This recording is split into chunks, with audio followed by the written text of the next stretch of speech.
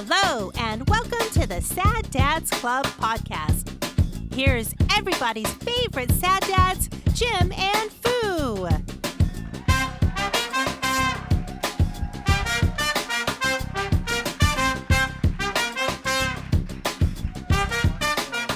They were talking about how high inflation is on everything.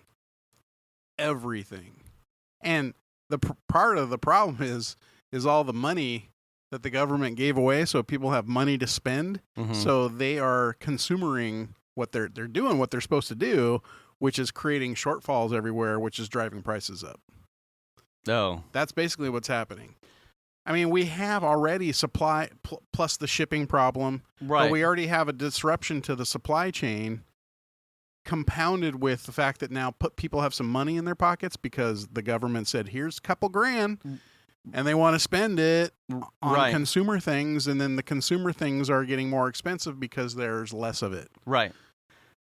And I saw a recent, because the concern is that in the short term, without analytics and whatnot, that looks like, to financial wonks, that translates into, there's inflation. The Fed needs to raise rates to get inflation under control. Uh-huh. When in fact it's a supply issue. Right.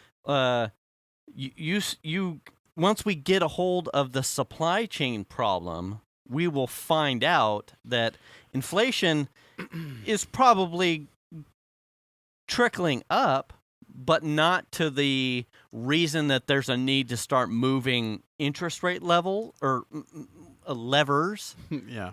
And certainly not the, oh shit, panic, like start jacking up rates to get a hold of it. We have a market problem. It's like we have to wait for everything to sort of like exactly smooth out a little bit. Right. Like we're in these ripples right now.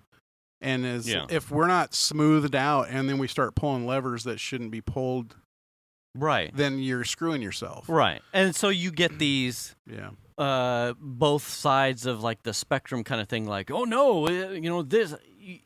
It's easy to justify almost all of the positions because it looks like just massive inflation. Right, like prices are going up. We need to start.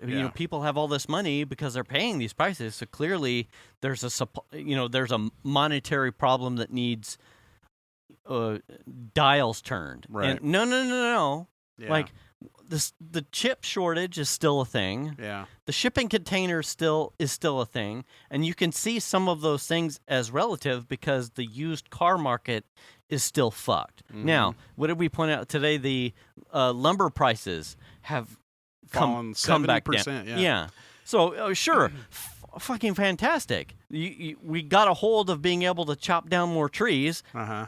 Yay. Which is nuts because I was just in the Pacific Northwest and if it's not on fire or burned. No, I was amazed. I was totally blown away at how many lumber trucks? No. Oh. Lumber facilities there are that have fucking shitloads of wood. Why am I paying? Dude, clearly it's not a supply problem. Look at you guys. You guys are pegged with lumber. I mean, like, we're talking acres and acres and acres of stacked wood.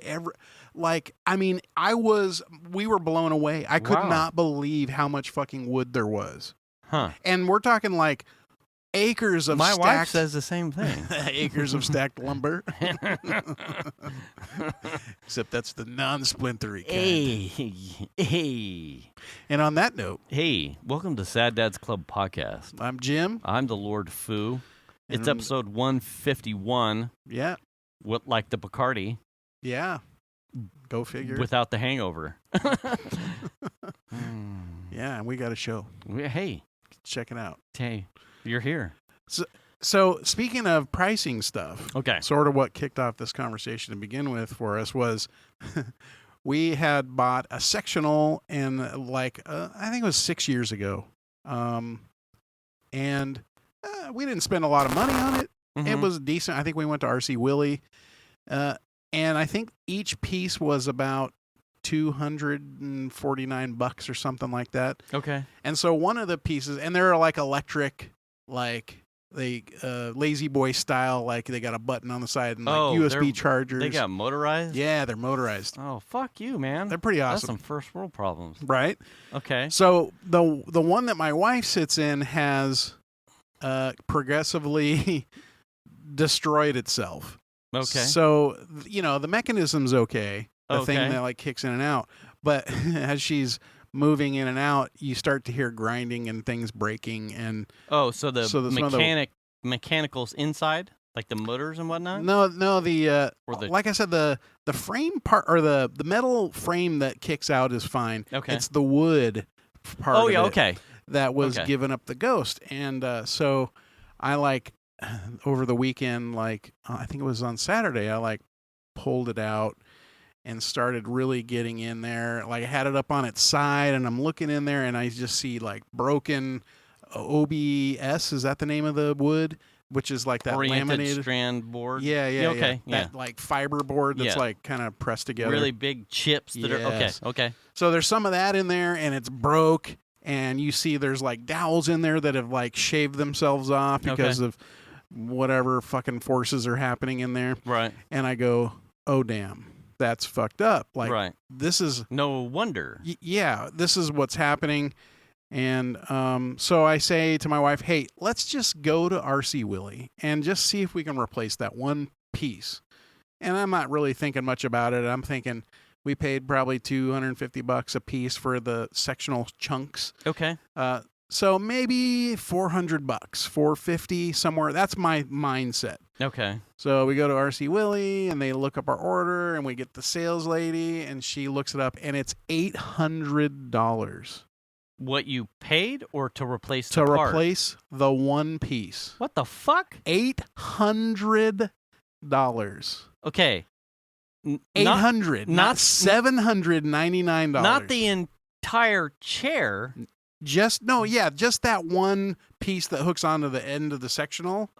That So it's a section of it. Yeah, You're not getting a part. You're looking to replace an entire piece. Yeah. Okay. The end piece. Okay. Right. I got you. I got you. The fabric, the cushion, the whole okay. thing. So we went from $250 6 years ago to $800. Okay. And then we went, oh, Okay. no. And then even then, you're probably not going to get it because there's shortages everywhere for a year. Really? Yes. Wow. Easily 8 months, but probably a year is what they were saying. And we're So just they like, had it in a catalog, but they didn't have it. oh, no, because they don't sell it anymore. It's like the manufacturer. I think they will still make it if they need to. Small-handed foreigners were probably going to have to actually. It's American made. Oh. American made. Small-handed Southerners. I don't even know where it's made, but I don't know. But anyway. Sure beats going to school and wearing a mask. Well, and then the other problem is she's like, well, it's a 6-year-old sectional. Yeah. And even if we replace it because of dye lots and also fading on your current set, you can get a new piece, but it's not going to look like the stuff that you have. Right. And it's like, that was something I hadn't thought about. Right. Right. So we're like, well, and I told the lady, I guess it looks like I'm going to try and fix it. Okay. So have you ever looked at a modern piece of furniture? It's disappointing how they're made. It really is. I was going to say, I mean, I've moved some, but I haven't really given it like a real piece of my mind. Glue. You're looking at staples. The presentation is 90%, which is the 90% you see. Yeah. You don't really want to see how the sausage is made. Is that a fair assessment? Yeah, kind of. I mean, it's disappointing. You start looking in there and going, oh, that's how they do that? There were these two right angle brackets that hold onto this piece of wood that was broken that you couldn't tell they were right angle brackets. They had just warped themselves out of usefulness, basically. Right. So now I'm like, okay, how am I going to fix this? I mean, I'm looking at it and the fabric of the piece is stapled all around. Right. You've got pieces that run underneath there. It's like a spring. It's a set of springs that are like S-shaped that go under the cushion, and those are attached to that piece. Okay. And I'm just like, oh, this is going to be a lot of work. Yeah. Rat's nest all in and of itself. Yeah, because you got to do this to get to that. You got to do this to get to that. Like there's this whole thing. Yeah. And I'm just like, I got to. I mean, first of all, I'm not going to spend $3,000 now on a new couch. A new thing. And I'm not going to spend $800 on a thing that I'm going to get in 8 months or a year when someone needs to sit on this shit now. Right. So here I go. Right. So I start getting in there with a pick and pulling all the staples out of the fabric and getting all those like separated out so that like I can see what's actually happening.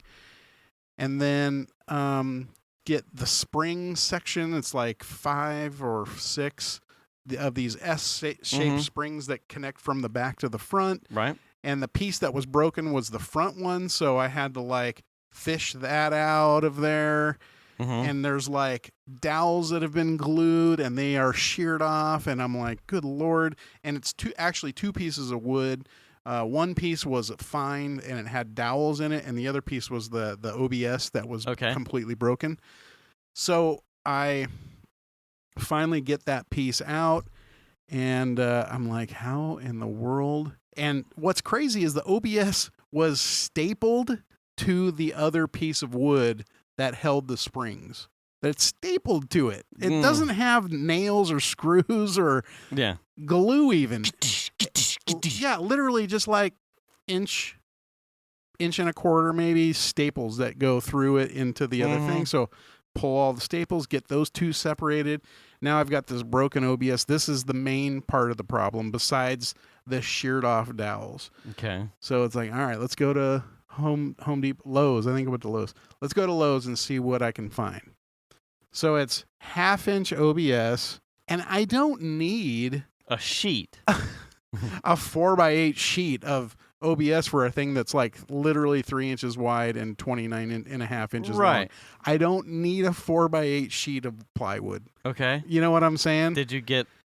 So I end up talking to one of the guys, and I'm like, hey, I got this thing, and I don't need a ton of it, so I don't want to buy a whole sheet. Yeah. And so he takes me to like the area where they have like the finished woods, and he's like, well, here's the OBS that we have, and it was a decent size sheet. I could have bought that. You know, the cost was nominal. Yeah. You know what I mean? And what I was thinking was, first of all, this OBS broke. So I want to at least get something slightly thicker. Right. Like maybe, what's next after a half? It would be 3/4? Or just slightly. 5/8? Yeah, something like that. Well, I think I wanted 5/8. So I'm like, something, they didn't have that. Okay. And especially in that size, otherwise you just got to buy a fucking sheet. Right. No. So I go, well, I'll just... And he goes, well, you can get these pine slats. That's what they use for beds. Like, yes, you can get these pine slats. And I was like, oh, that's a good idea. I might just look at that. And that's fairly strong wood. You know what I'm saying? Yeah. And then I turned around and there was this oak. And I'm like, fuck. Oh, well, yeah, you cannot go wrong. If I'm looking to strengthen this up with a piece of wood... Yeah. Oak, goddamn it! Yeah, so I did. I bought a piece of oak. That thing will outlast you and the chair. Yeah, so I bought the oak. I took it home. I took the broken OBS, and it had a specific shape to it. Right. Traced it out. I cut it. Right. And then I had to figure out. So it's like, okay, I need to attach these two pieces of wood together. Okay. So I glued the shit out of them, and then drilled holes and put in 4 screws with nuts and washers along it. Fucking over-engineered. Oh, fuck yeah, dude. Good for you. Over-engineered. And then I had to get a drill bit, 7/16 drill bit to drill out the sheared off dowels. Okay. So get those drilled out. And then in the chair side and on the piece of wood that had broken. Okay.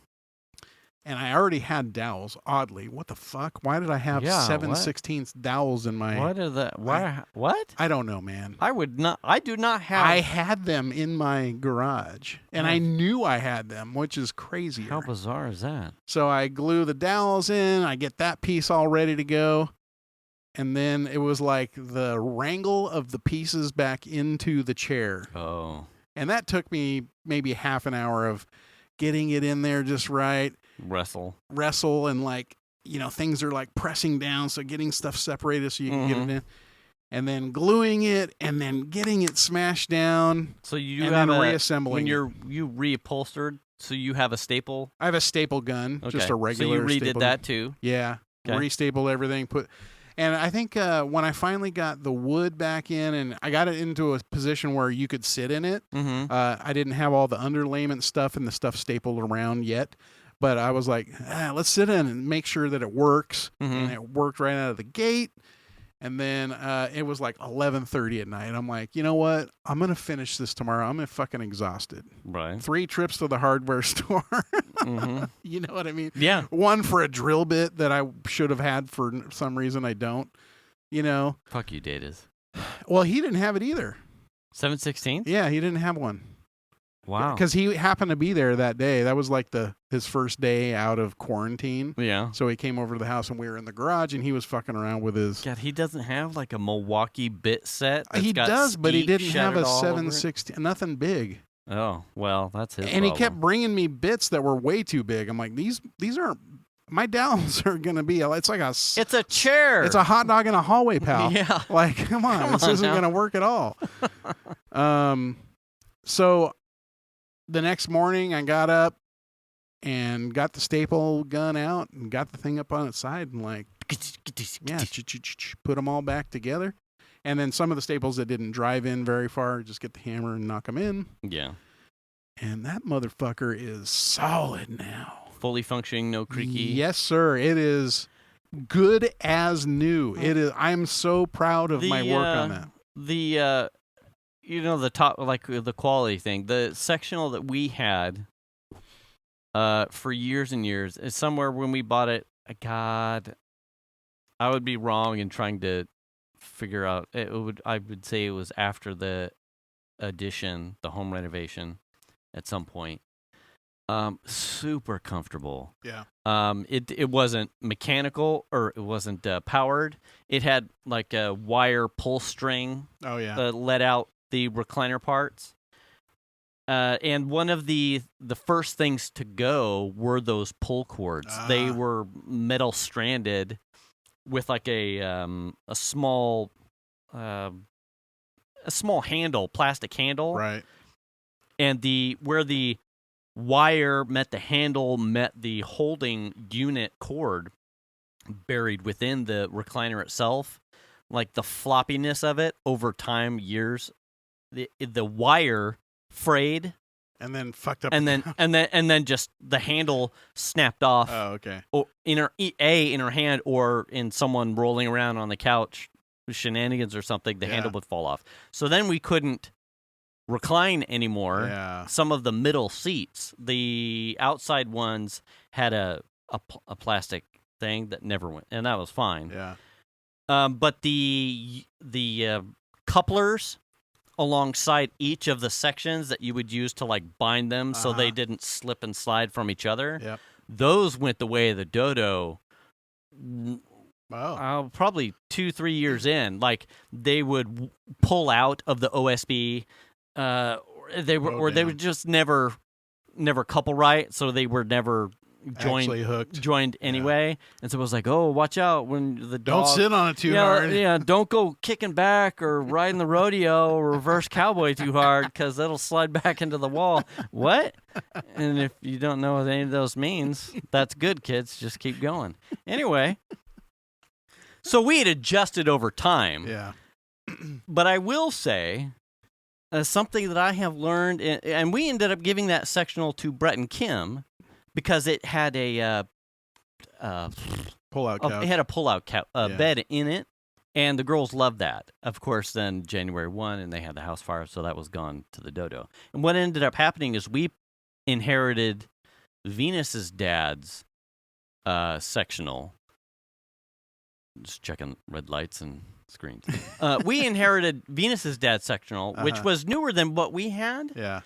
And it was hand-me-down, and we're fine with that. Yeah. What we didn't realize what was so important about the sectional that we gave Brett and Kim was the comfort and cushion of what we had. Hey, I am always happy to take something to, where I don't have to pay for it, right. and certainly to reuse something. If you can reuse something and save a penny and it fits your lifestyle, hey, fucking more the merrier. Yeah. But after dealing with Armageddon for a length of time and having to sleep on the couch, and then Jax and the cone and his tumor removal and sleeping on the couch, I will tell you emphatically the importance of having a couch that's comfortable for you to sit on or sleep on is absolutely fucking key. Yeah. Because I cannot, and Venus will tell you the same thing. The couch that we got from her dad is uncomfortable as fuck. Yeah. I would rather sit on the floor for a length of time on a pillow than it's just, there's no cushion. And I'm not one of those guys that likes an overly fluffy thing either. Yeah. But we've had to supplement almost the entire length of the couch with pillows because it is so uncomfortable. You got a bunch of blow up I miss mattresses all over it. I don't need a fold out bed, but I miss a truly comfortable thing that I could almost just pass out on and not be like, hey, listen, I'm 40 years old. And you didn't mishear that. Yeah. I'm starting to worry about my posture as I sleep because I've got to get up and figure out how to untangle a spine or something so that I can deal with the rest of my day. And sleeping on something that's uncomfortable is like a non-starter. I mean, this particular couch, if you were just going to lay on it across the couch, not comfortable. But the recliner recliners, though, right? Yeah, the recliner parts are pretty darn comfortable. Yeah. There's one section that nobody likes to sit on because it's not as comfortable. It's a little stiffer than the others. Yeah. But beyond that, it's comfort. If you're sitting in one of the reclining pieces, and there's three of those. I love the set that we gave to Brett and Kim. Like the recliners were just so pillowy and soft. You could put, and my dad would attest to it too, because he was here for a length of time when he had his accident and his leg. He straight up used the recliners as a bed. He slept there and was fine. Right. It was unbelievably comfortable, and unfortunately, we had to donate it. Pay it forward to someone else to get something else to realize we really how key.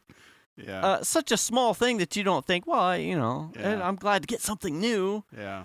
How important being able to relax and sit somewhere in your home and not be like, this feels like a glass cactus.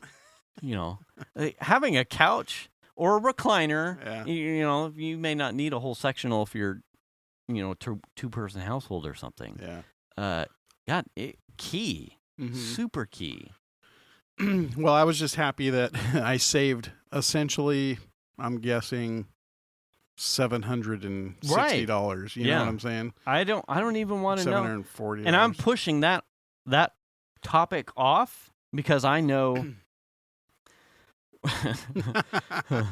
it's gonna have to do something, right? Yeah, it's $1,000 plus, probably for the length of what we've got, or what we would like to put into the living room to replace what we have with something comfortable. You're looking at probably $1,000+ bucks. Oh, it's more than that because we were at RC Easy. Willie, so part of I left this part of the conversation out. But part of this conversation was with the sales lady who gave us the bad news that it was an $800 piece. Right. Was like, well, we're having this $200 coupon sale right now. So now we're looking at couches. Other options? Which we didn't even... even... Okay, so hit me with... Yeah, we didn't even consider that as an option. 'Cause Okay. we weren't going to spend that kind of money. It was either going to be, it was affordable to replace the Right. motherfucker, or we're going to fix it. Right. You know what I'm saying? Right. So it's like we just didn't want to be assholes and like, no, I don't want to do. You know what I mean? Right, I was right, like, yeah, let's look. Why not? I mean, this will be fun for Give me your half an hour. pitch. Yeah. Give me your pitch. What So do you got? we found a couch and it was pretty nice. Mm-hmm. It was dual electric, you know, in the sense that it reclines and comes up for your neck, so you can recline really far back. Yeah. And then get a neck support. And then the neck support comes up so you can still kind of watch TV. Oh, good God. Yeah, you could basically be laying flat. That's and like then, just short of the And- Wall-E people yeah. from the cruise ship. So that couch was $3,000. It was $3,000. There were other couches we looked at that we didn't like as much. Good God. That were $2,700. I think we found one for $24 or something like that.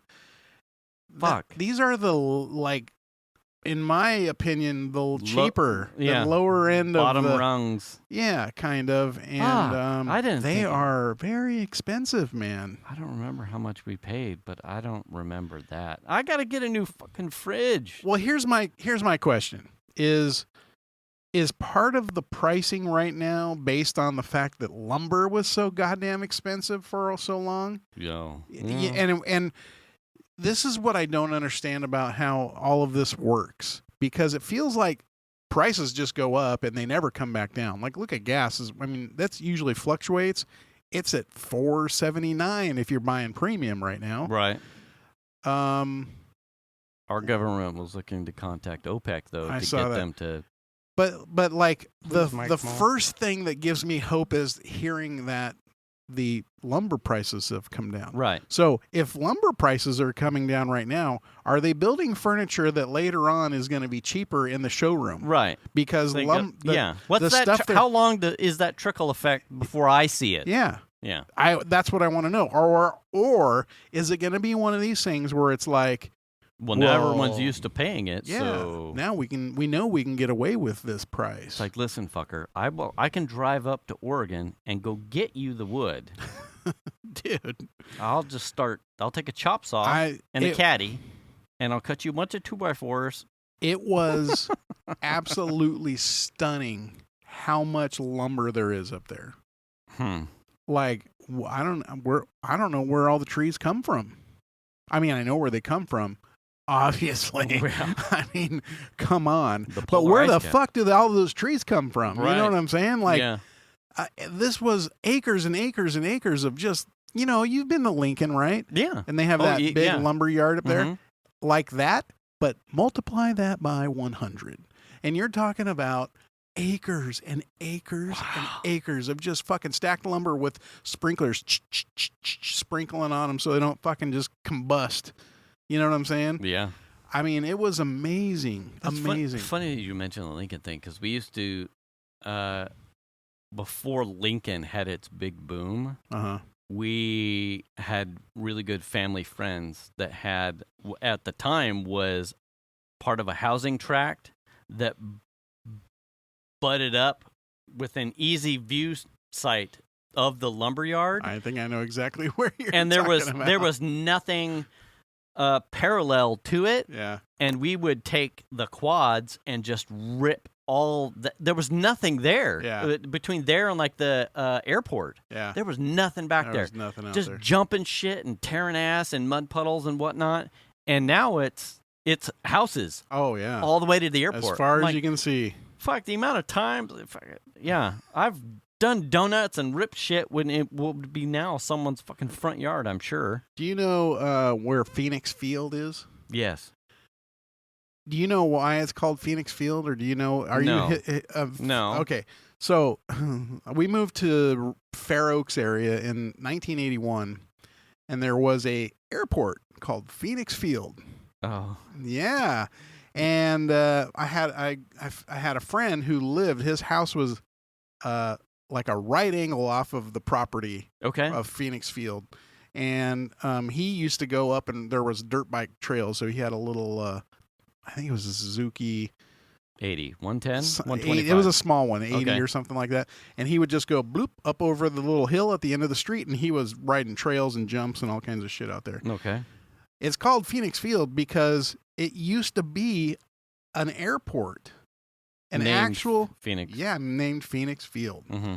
But now it is all houses. It is just crazy. Now it's a municipal sponsored park. Yeah. I mean, No that more, stuff's no crazy. more airport. No, not at all. And I think there's on the far end of what would have been Phoenix Field Airport, there's a park called Phoenix Field, which is at the far side of the development, which I think was part of I think at one time that was part of it, but I don't know for sure because I was too young to like drive and be able to get around. Yeah. That was too far away. I wasn't allowed to go down there. That's too far. Yeah. In your own car? I didn't drive. I was. You. I was like. Oh. I was like grade school. That was like 5th grade or 6th grade. 6th grade. That's funny because, the amount of places that I was afforded to go in the country at a young age was like, it's fucking far. Yeah. Like, what'd you do today? Oh, we walked out. Where's that? Fucking lime kiln. What? It's like 3 hours away by walk. Yeah, we were exploring. Yeah. What? I would not let my kids do that now. No. Absolutely. Like I was at the light on one of my many runs to Home Depot over the weekend, and I saw like a 7, 8, 9-year-old ish, definitely under teens, like scooters and like little pedal bikes crossing from like the HP Center into that AMPM right over here. Yeah. And I went, there is no fucking way that I would let my kids outcross Pleasant Grove without a fucking adult.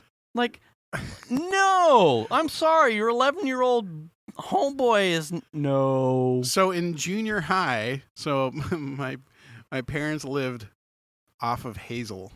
And in junior high, I rode the bus to Carmichael for school from Fair Oaks, from Hazel and Madison. Okay. My bus stop was across Hazel and at the main corner there at Madison and Hazel, at the gas station. So every morning, in order for me to go to school, I had to walk across the busy highway of Hazel, which was not. I mean, it was now, very. Imagine. Oh, now. It's even worse. Oh, now. yeah. And in fact, I think there are most chunks of it right in that area are 6 lanes now. It used to just be 4, but it's actually 6 lanes now. But you just run across the street with your backpack on, and you know what I mean? Shit. Yeah. I mean, I wouldn't want my kids to be doing that. No. No. No. No. I didn't talk about kids. Because Xander's 8th grade, he's been in school for roughly a week and change now. I think it was Monday, I unjacked his Verizon account from being a Just Kids to like a full blown. It was like only $10 more, but I was like doing like a come to grips moment because Piper's a senior. Piper started her first day today, so both kids in the last, like I said, Xander started a week ago, but Piper just started today. But the last 2 weeks, we've been doing like school pictures, yearbook pictures for Piper, Xander, ID cards, and whatnot. So school has been like here and on the mind. And it was, I think, over the weekend, because I would get, as Xander being a Just Kids part of my plan, if you're a Verizon customer, it's essentially like a client and a parent and a child, like a parental app. They're tied together. Right. So I get notifications, usage and stuff, and I have the house geofenced and the school geofenced because he would walk to school. It's within range, and I'm fine with that. But I would get like a geofenced notification when he was in the house, when he would leave the house, and then get to school, leave the school. if he was running errands or something with Venus, I would get like he left the house. It was interesting to know when he would be coming home from school, because then I could open the garage and he wouldn't have to like jiggle the front door, and then Jax goes ape shit because he fucking lives here. Right. Oh my god. I'm glad to know it's not just me. Yeah. So shit. It's not my own family. 10 minutes. He goes ape shit. So I would get the geofencing, and I realized after all the stuff, he'd been at school for a week, a couple days at least. He did something with Venus over the weekend, and I got the geofence alert, and I went, he's in 8th grade. Yeah. He's a teenager. I didn't do this. And he probably didn't complain about it. Right. He doesn't know. I can tell you firsthand, zero fucks, didn't even know. Didn't change his usage. Or, doesn't know. Yeah. He doesn't know. He's not me, so he's not paying attention. Right. His phone does and did the things he wanted and didn't know what he wasn't missing. Okay. But I didn't do the same thing for Piper. It was like a lesson learned from Piper, like, hey, the geofence thing was handy as a parent who's apprehensive in a suburban area, who didn't have those things growing up, but now is eyes wide open to all of the concerns of a parent who's, schools, pedos, and fucking all that shit. I'm like, what is he trying to... Pedos, man. Fucking and furries. I know that guy, pedo. Yeah, pedos and furries. So it was like, well, why wouldn't you do some? And, he's never abused the phone.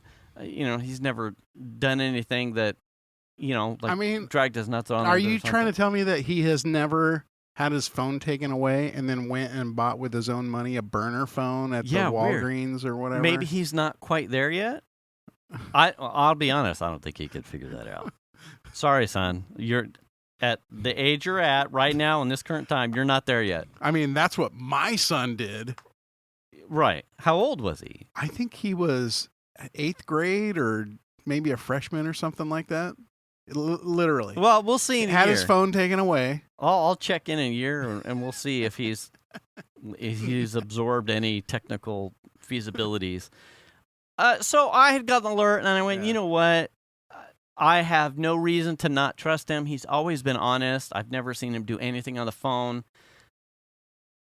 untoward for a young man. Like, how much is this? Like, what's the logistics in unwinding? And some of my apprehension was like, because there's like this client and server app tie-in. Yeah, I was worried about the logistics of unwinding it and leaving and like breaking his phone so that he couldn't use it for some reason because Verizon's tendrils would just leave a mess. Right. I didn't have the time to fix a mess. But I'm like, all right, well, I'll look up and see the deal. It really wasn't a big deal. The price points between a Just Kids plan and looking at usage and what he does. Regular adult plan. It was $10, and he's not, I mean, most of the kids now are all my kids are all leveraging Wi-Fi, so they're not burning through tens of... You mean your son didn't do 18,000 text messages in 1 month? No, man. And burn through all of the family's gigs of data? My son has not done that yet. What the fuck, man? Yeah, I know. He's doing something wrong. Yeah. Do I need to have a chat with that kid? Listen, you know how much data your dad has? You need to use all of it. All of it. He's the main reason why we all have unlimited plans. And I'm sure it's probably different. Like I said, we pointed out, I think the cultural difference between your kids and my kids, even though they're not that far apart, the leveraging or even the extracurriculars of what they do socially. Yeah. My son does just about everything he wants to do with all of the friends and contacts that he wants over Discord. Wow. So, hey, do you want to go out? No, I'm playing this with my guys. Yeah. And does he have his own server? Yeah. Oh. I'm moderator, I think so I'm watching this shit. I might just get my own server just because. Hey, I won't have anybody free. on it, but they're free. Yeah. So I pulled him off of that, and and then to wrap it up in a bow, like I'm like, hey, I need your phone. He's like, okay. You mean he didn't give you a bunch of shit? Zero shit. No way, man. He was in somewhat trouble because he forgot to do some homework. Yeah. But so I presume maybe he thought I was gonna do something. Start deleting all this. Penalize his phone or something. One, how I know he's not technical is that the thing was pegged on space, which of just trash game app shit, and he needed to update his phone. He had like updates pending because he couldn't update. If there's a pet peeve in my home, update your shit. It's update your shit, because if you go somewhere or do something that then blows the network because you went to fucking whatever.com.net.xxx.ca.ru. I have to fix that shit. I have seen this firsthand. I know how this works for you because you are like, hey man, there's an iPhone update. And I'm like, what the fuck? I didn't even know there was an iPhone. No. My phone hasn't even told me yet. If there is an update, I'm like the guy. Like, get it done. Now, don't ask me if there's a new Mac the OS Mavic update. and the Spark are updated, because they're not. But I don't use those. But the phones and the computers, if they're there, I just get it up. Yeah. The fucking last thing I want is a 0 day or one kid.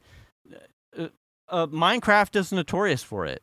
Like, and both the kids, relatively Piper sort of evolved out of it, have an affinity for Minecraft. And some of the plugins are really fun, but some of the plugins and getting to them are a fucking honeypot. Depends on where you get them. Absolutely. Yep. So, knowing his pastimes, it's like, if you're not playing in a container, everyone should patch their shit. His phone was not patched. And so it was like, already, I was like on a fucking warpath about that. So I had to clean his phone, and then I pulled off the shit. And then when I walked back in there, I don't know if he was expecting a beating or not, but I handed his phone back, and I went, so I pulled off the training wheels for your account, and you're no longer on a just kids plan. You're on a full-blown plan. Yeah. And that, it looked like I communicated to him in fucking Latin. He was just like, can I have it now? He was like, okay. And I went, okay. Like, I was expecting maybe like wow, golly gee, you think of me as a responsible young man. Thanks, now. Pa. Yeah. God, let's go fishing. Yeah. Hey, you want to go fishing, Pa? It was, okay, time for bed? Yeah, time for bed. Yeah, get the fucking bed. I'm turning that shit back on. Give me your phone. Go the fuck to bed. You're in my room. Hey, you know what? Don't mouth off to me, boy. I'll leave when I got down well and ready. Here comes the belt. Yeah. You want to fucking go with me? Come on, you want to catch hands? Fucking come at me. You do that with belts too? Oh, hell yeah. Everybody does that shit. My mom used to do that. Snap, snap. Oh, fuck, my sister. Someone's serious. Someone's going to get whooped. It just got real. I heard that. Shit. Someone's going to get it. Damn. You motherfuckers want to go with me with their attitude? Dad, I just want to go to sleep. Listen. Drop your drawers and grab your ankles. Let's go. Come on. Huh? Your attitude, your thank yous, and your okays. I mean, I only pulled my kid's fingernails out with pliers. That's it. Yeah. Hey, you got every moment of this pain coming to you. Oh, jeez. I just want to go to bed. Oh. Well, I mean, good for him. Yeah. I mean, totally worth all the effort, apparently. Yeah. I'm glad I had that talk with you. I'm glad I could spend an extra $10 a month. Son. Yeah. Yeah. Here's what you're dealing with right now. You're dealing with the financial swell of getting out of adolescence and into like, you know what I'm saying? Yeah. Like, you're getting the little bit of car stuff and phone things, and Yeah. you get this swell, and then at some point they fucking move out, and it starts to come back down. But I haven't seen that yet either. I'm fucking waiting. Who needs to get whooped so I can get the swell down? I need a goddamn office in this house. Shan, get over here. Help me bust out this wall. God damn it. I don't think dude. it works like that, sweetheart. Oh, but I mean, no, there is a little bit of a, like, as the kids get older, like high school, junior high to high school, and maybe a little bit beyond. And then at some point it starts to drop back off. You get a little financial output swell for some of the things. Yeah. And we were looking You're at seeing it. the stuff for senior year. Yeah. Venus is already like the senior pictures. Senior portraits. Yeah. It's all this stuff all the is coming. dances. Yeah. Senior ball. So we're looking at graduation. We know what's coming. Yeah. And Venus has had a number of interviews of late. One we're pretty sure she's got dialed in. Nice. So awesome stuff there. Yeah. Crossing our fingers for that because, as we've talked, the attic fans and whatnot, all of that is like me seeing the swell stuff. Yeah. It's like the car for Piper for independence, if she gets a job, not wanting to, if Venus gets employed, that car goes away, which has been part of like Piper's like, oh, I'll go here and use this and drop-offs and pickups and whatnot. So the car was that ad, a cost net new. I could see it. It's like, well, can we save bills on using the AC with buying some of these other things that are in and around? I'm sorry. Can we just not buy food? Yeah. Can we? What can we save off here? Can we just turn off the electricity? I used to live on ramen and Kool-Aid. It wasn't good for my diabetes, but it sustained me. The salt was bad for me, and so was the sugar. Yeah. Anyway, diabetes. I mean, yeah, it's So yeah, I get it. I've started to see like the panic. There's some stuff we want. There's writing on the wall. Yeah, Xander wants to do. We're already paying for DC for his next year so 2022. We're saving up, putting money aside for senior trip or something. Piper wanted to do. I think they had planned for like a senior trip or a sober grad night, which I'm all for. Yeah. But it wasn't going to be on grad night. It was going to be days after, which to me seemed stupid because the whole point of sober grad night is to keep the kids occupied on a celebration evening to keep them from doing stupid shit or keep them protected from others that have done stupid shit. Because it's not really grad night anymore. Right. I'm like, well, if you're going to have a 24-hour trip to fucking Disneyland 4 days after grad night, that's like, just go I'll buy you a normal ticket so you can do a normal Disneyland thing. Well, that's kind of the fun, though, of the grad night is you kind of go overnight, and that's kind of right. cool. But, yeah. Yes, you would miss the nighttime part of it. Yeah. But yeah. Anyway. So that's kicking around. Yeah. The potentials, I'm sure everything is COVID travel reliant on Mike Angie is potentially next year. Yeah. I've already started paying off the dad's not dad's trip. It's my dad and his side an all dude trip to Alaska. Yeah. On like an off-grid cabin for 5 days or something. So that's me. That's my cost. But these are. Yeah. You're looking, especially for a family of 4, when we're booking and looking at whatever the plans are for Mike and Angie, I'm looking at in total probably $8,000 to $10,000 in next year. Yeah. For everybody to do all the things. Yeah. And fuck me if it doesn't make sense to start drinking Kool-Aid and eating top ramen right now. Just don't use the salt In the ramen? Yeah.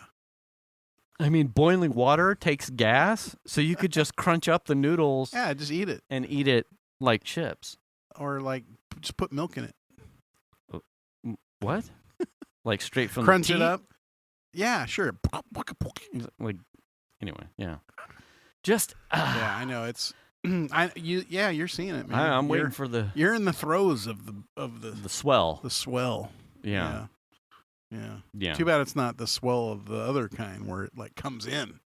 You know what I mean? Yeah. That's what we need. Is that happening yet? No. Your kids are not. No. What do you mean? I don't know. They're older than mine. So oh no, I'm saying income-wise. You were close, right? What's that? Oh yeah. Well, yeah, we had both of them out of that. I mean, not that money wasn't going out because we're helping a college student, right? But yeah, Chandler was out and Melanie wasn't home, so it's not like the everyday things were there. You know, she was doing her own thing. So yeah, we did have that for a moment in time. Yeah, like a year-ish or something like 6-8 months. Fuck you, COVID. It was awesome. COVID didn't have anything to. I mean, it had part of it. Oh yeah. But Chandler moved home before that.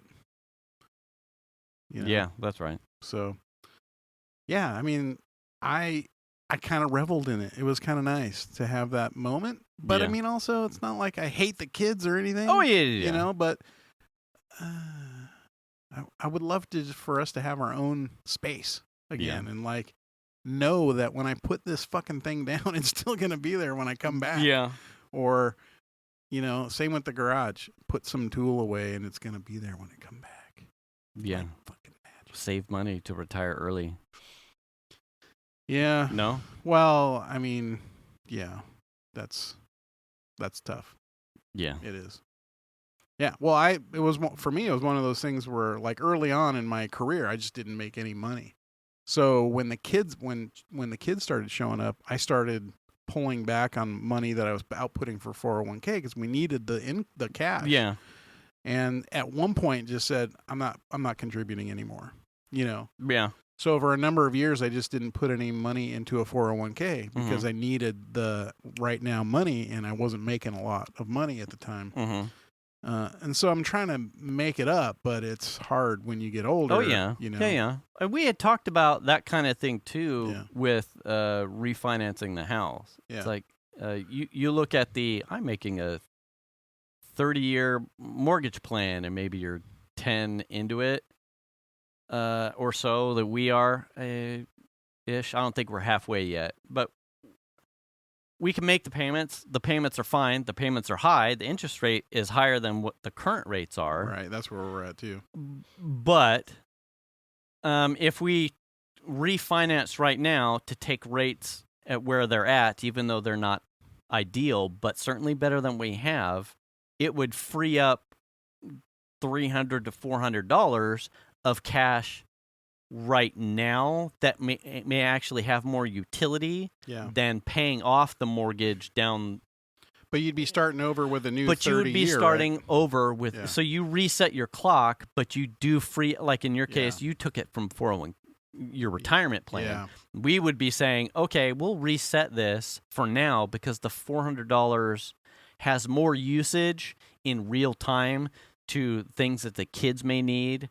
Or Venus may need for, you know, a wardrobe for a new job or who knows what. Right. Utility, a car taking a dive and needing something.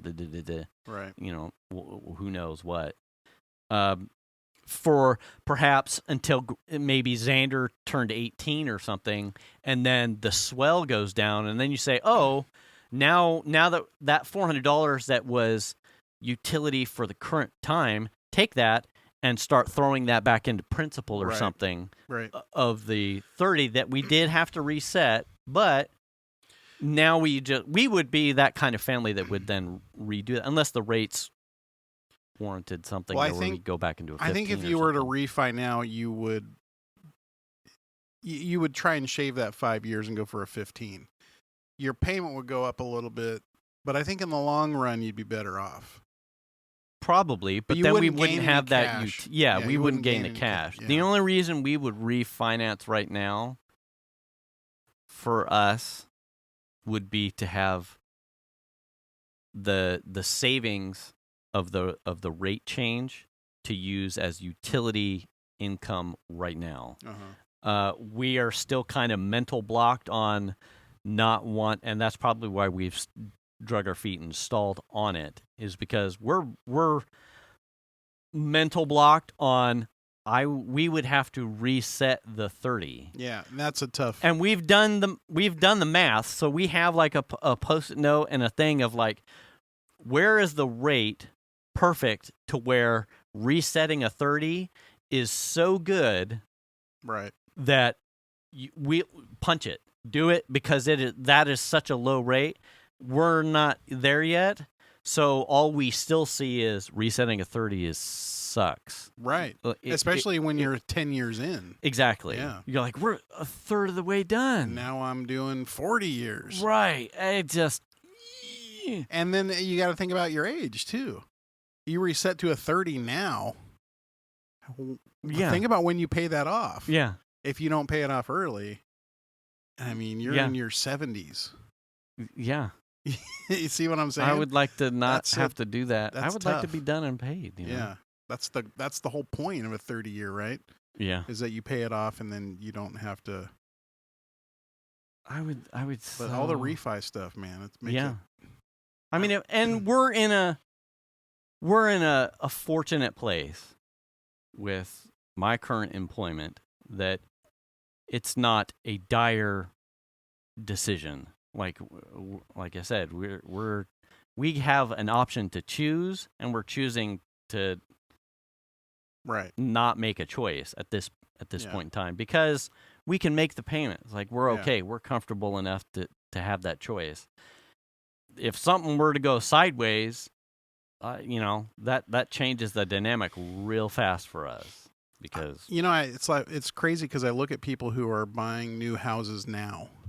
Like, if it's their first house, like our kids, right, are going to have to buy a house at some point. And they don't have to, but they would be looking to buy a house, I would assume. The cost of homes is, I mean, they are prohibitive, easily quadruple what we paid for our house. You know what I mean? Yeah. And it is quadruple what we paid for our house.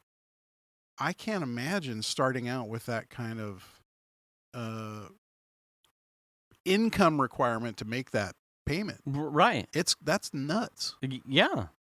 And you can see how that trickles out to some of the conversations we've had about telecommuting, because you started to find that all of the jobs and whatnot, like take California in particular, Silicon Valley, the people have had to either having to live so far out of pocket.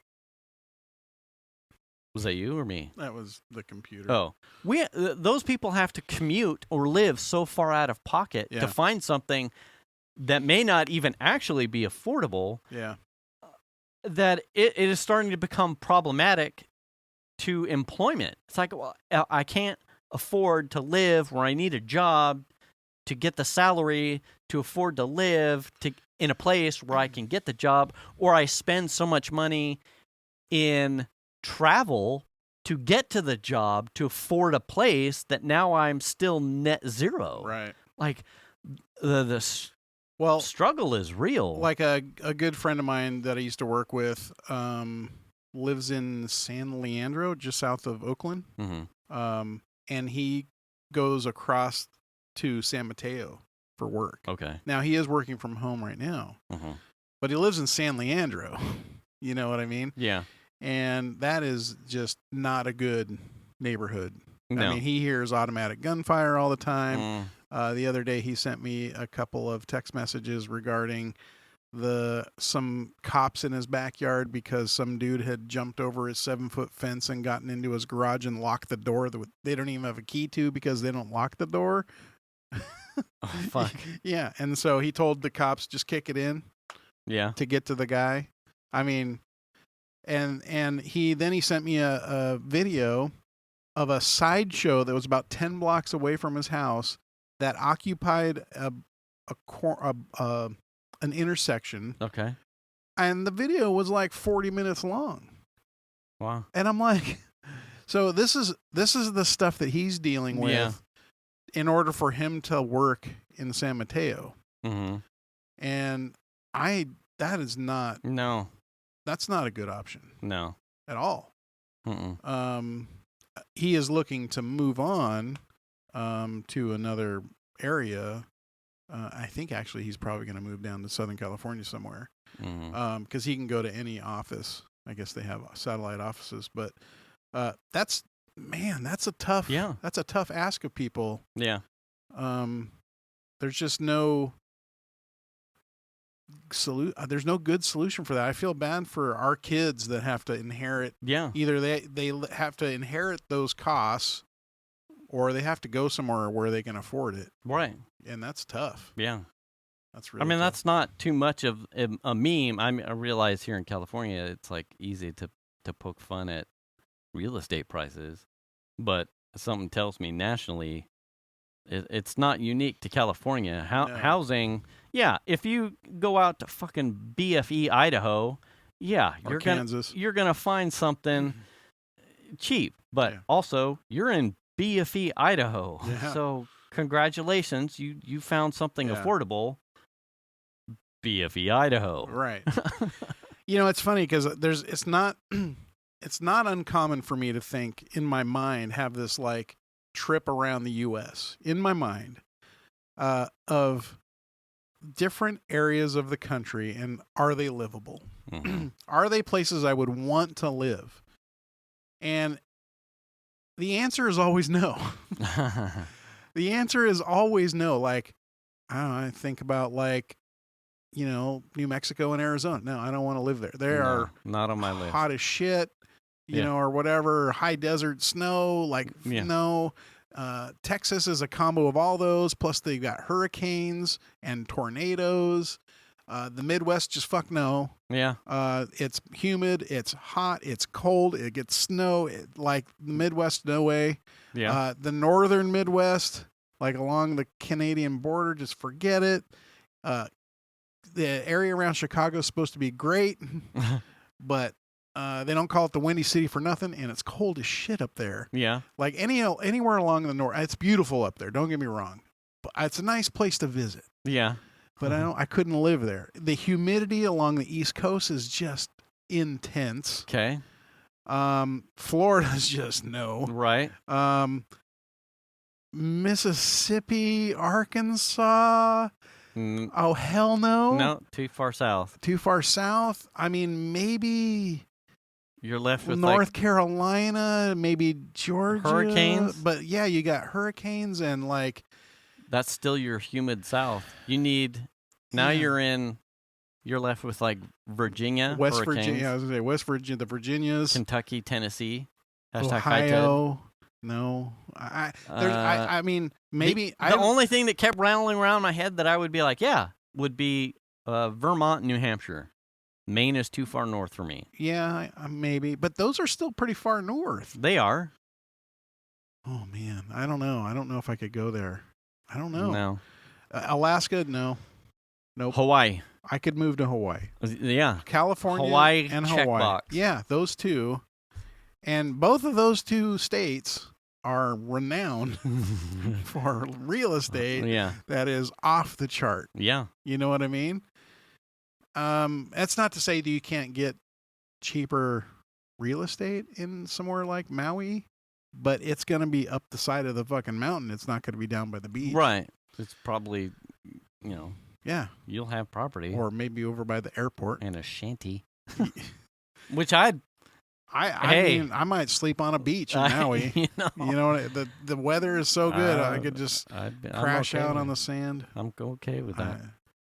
But I do. It's not often. I mean, it's not uncommon for me to make that mental trip in my mind. Like, oh no, nope. Like, where else would you actually? Oh, Nevada, no. No. Yeah. I mean, Canada's beautiful, but it's Canada. It's cold up there. British Columbia, Vancouver. Have you been there? No. We flew through it. Beautiful city.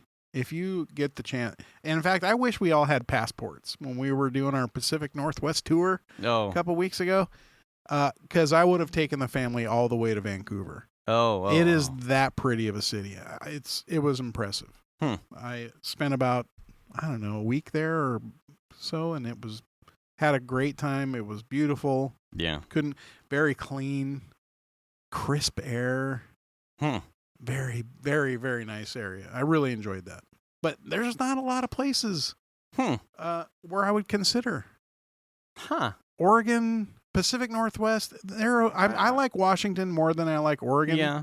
I was going to say, I don't have enough to know about Oregon, but I would trust Venus if she said, we could find a place in Oregon. Washington seems... I am not hot. Like, I get some people are, like the whole trope with it's always cloudy or rainy in Washington, Seattle particularly. It's always raining. It didn't rain on us while we were I'm there. not particularly impacted by that. Like, I actually like the rain a lot. Yeah, it wouldn't hurt me either way. Yeah. Would it probably weigh on me eventually? Possibly. But that type of weather is not immediate, like, scratch-off list. I'd be like, sure, I don't care. I don't give a fuck. I like wetlands and rainy days and the sound of rain and wind and rain. Fuck it, sure, sign me up. I got a really nice impression of Washington when we were up there. Oregon, there's some areas I could live. Hillsboro was a pretty nice little area. I liked Portland. A lot of other areas around Oregon felt very kind of depressed to a certain extent. Certain areas like Corvallis were okay. A little bit weird, but okay. I mean, the coast is where you want to be, Right. If I'm being honest, that's if I were going to be looking for somewhere to go. The shit inland's on fire, dude. Pretty much.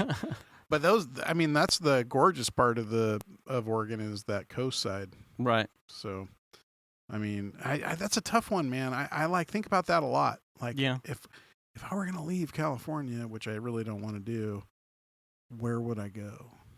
And there's only two answers that are absolutely a yes, and maybe a third, but that's it.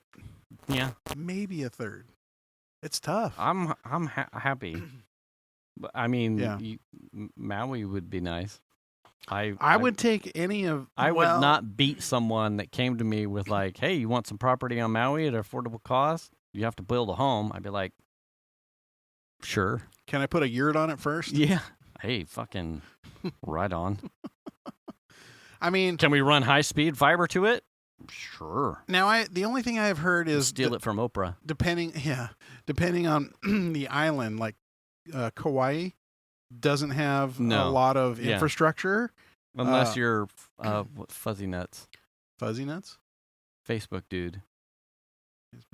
The guy that owns, oh my God. Who keeps buying all of the native property to amalgamate his own like massive set. Oh my God. Amazon guy? No. Oh. Facebook. Oh, that dude. Yeah. Yeah. I can't think of his name either. I am glad I am drawing a blank on that. I can't think of his name. I know who you're talking about though. Yeah. Yeah, but Kauai is supposed to like have like a lot of infrastructure shortages, like hospitals. And things like that. I would be happy in Oahu, to be quite honest. I would be happy on the outskirts of Honolulu somewhere. Yeah. Because you're kind of close to the city, but also not in the city, you know? And that's kind of like where I like to be. That's what the suburbs kind of are to a certain extent. That's why, I don't know, I've always kind of liked the suburbs. I don't think there would be any way I could ever afford anything on Kauai. My first choice would be Maui. Yeah. My second choice would be Kauai. But something tells me that's never an option. So then it would be, so what's left on Oahu? Or actually, that's not entirely true. The realist in me says first choice Maui, second choice Big Island. Ah, Big Island, yeah. Shit's popping off on the Big Island. Sure, volcanoes. I mean, they just have volcanoes. They keep making land, right? So that's true. It's like that's cheap real estate. Yeah. Hey. Hey, every couple of years, the fucking thing goes off and it burns down everything in its path. Yeah. But you'll have a bunch of extra room on your Jobs. property. Someone needs to redo the roads. Yeah. It's jobs. Lumber prices, don't worry about that. Yeah. I mean, we just have to ship it in. Yeah. You ever considered living inside a whale carcass? What? Anyway. Just line it with some plastic. Watch out for the lava. What lava? Like right now? Anyway, have a good day. Oh my gosh. I mean, yeah, I could do that too. I mean, there's parts of it that don't get lava flow, so it just happens to all flow that side for the most part. Is that where you're building houses? Maybe. Uh-huh. Will a house on concrete stilts survive lava flow? I do not know the structural integrity of concrete against lava. Something. Well, I guess it would be relative to how far you would dig down that kind of pier, because if the ground is breaking apart for lava, it's a flow though. It's a lava flow. It just comes in like a river, right? But the tremors and whatnot involved in what is gestating the lava to come up probably means you can't really go into the earth too far without creating a problem with a shifting base. So if your house was entirely floating on concrete, like on the surface, that's what I'm talking about. I mean, those flows get pretty tall, though. Yeah, but then you're talking the radiant heat of a lava flow. It's like, congratulations. Just burn your shit down. Yeah, you just burnt your floor. You've got nothing, but you've got 4 concrete poles. Yeah, at least you got a shade. Yeah, And a new set of stairs right to the front of the house. Shit. It's just sharp as shit. Hey. And hot. Hey. You could cook marshmallows on it and hot dogs. Yeah. You don't have to worry about heating. Good to go. Yeah. I don't know. We're at time. Okay. Which means everyone gets to hear my other story. What story? Next week. Oh. The one where I'm stepping in it as an old man. Oh, God. Yeah. Okay. It'll be worth it. Okay. Just try to tune in next week to see what I stepped in as an old man. It'll be worth it, I promise. In the meantime, wash your hands. Wash your ass. Wear the mask. Get the shot. Return the card. I'm drawing a blank. Do the kindness. Is that it? That was the last one? Because that was the one that was in my mind. I thought you didn't say wash your face, did you? Not this time. Well, fucking we nailed it. Wash your face. Yeah. Yeah. Get the shot. Twice. Get 2 shots, of course. Yeah. Unless it's. And I'm serious about the mask. We're serious about the mask. I'm wearing them again. And it gets in shot. Yeah. I'm wearing the mask too. Yeah. Like if you did you see the chart with the contagion rates?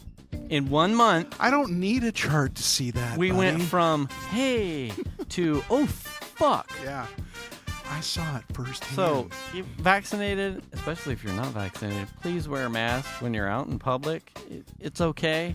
No shame, man. We would like to just get it over with. Yeah. If everybody just kind of got together and kumbaya with held their hands together. And then sanitized after. And then use some hand sanitizer. But, kumbaya. Yeah. And just get her done. Yeah, get the shot and wear the mask. It's the one thing that we all seem to not be able to agree on going at war with is a fucking virus that we all can, do something about. Yeah. Dude, yeah. It's the common enemy that we should all be common enemied with. Yeah. But somehow we just can't do it. Can't dial it in. I don't understand. So anyway. So here's the struggle. Do the things. Do the things, please. Thanks for listening. We'll catch you next week.